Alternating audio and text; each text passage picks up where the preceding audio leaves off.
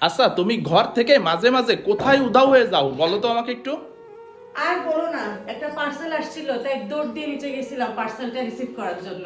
তোমার তো সারাদিন 2-3টা করে পার্সেল আসতে থাকে, আমি একটা জিনিস বুঝে উঠতে পারি না, আমার ঘরে কি নেই, মানে কোনো কিছু তো অভাব নেই, তাহলে তোমার এত পার্সেল আসে কি জন্য?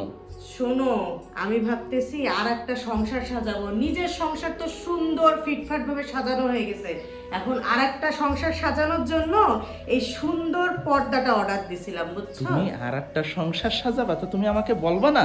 তাহলে তো আমিও কিছু অর্ডার করতে পারি নতুন সংসারের জন্য আমার। আসলে তুমি কার সংসারের কথা বলতেছো একটু বলো তো। কেন, আমার আর একটা সংসার হবে তাই তুমি আমার জন্য এত হ্যাঁ, কিছু ভাবো? গাছে কাঁঠাল আর গোপের তেল, সেই গোপের তেল দিয়ে তুমি ঘুমায় ঘুমায় স্বপ্ন দেখো তোমার আর একটা সংসার না।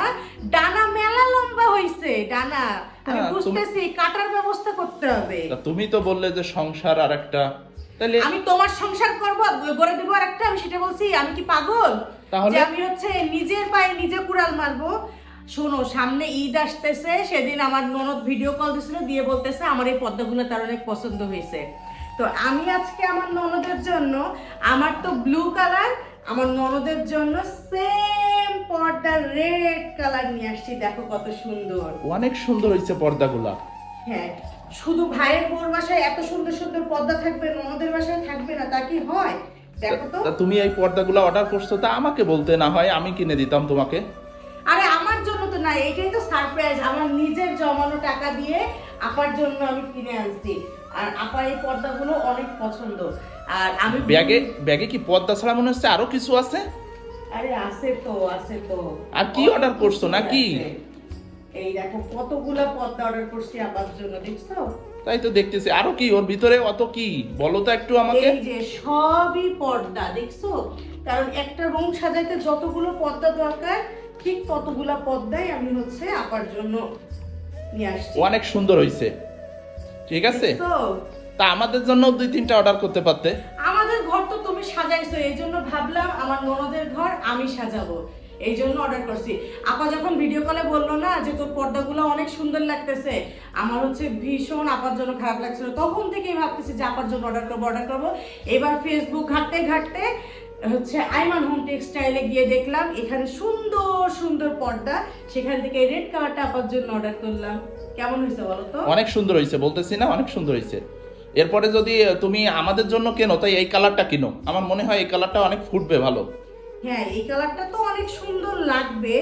আর হচ্ছে আমি আইমান হোম টেক্সটাইল থেকে কেন নিছি জানো? কেন নিছো?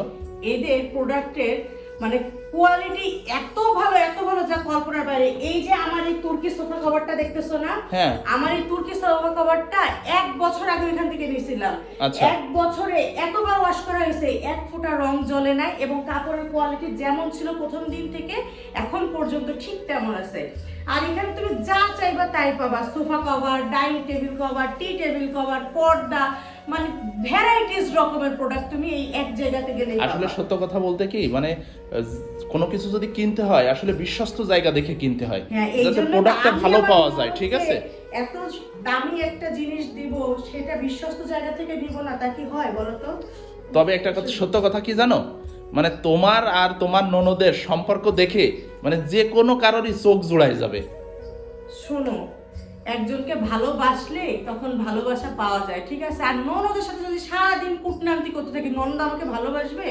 জীবনেও না। এই জন্য আমি বিয়ের প্রথম থেকে চাইছি আমার আর আমার ননদের সম্পর্ক হবে দুই বোনের মতো।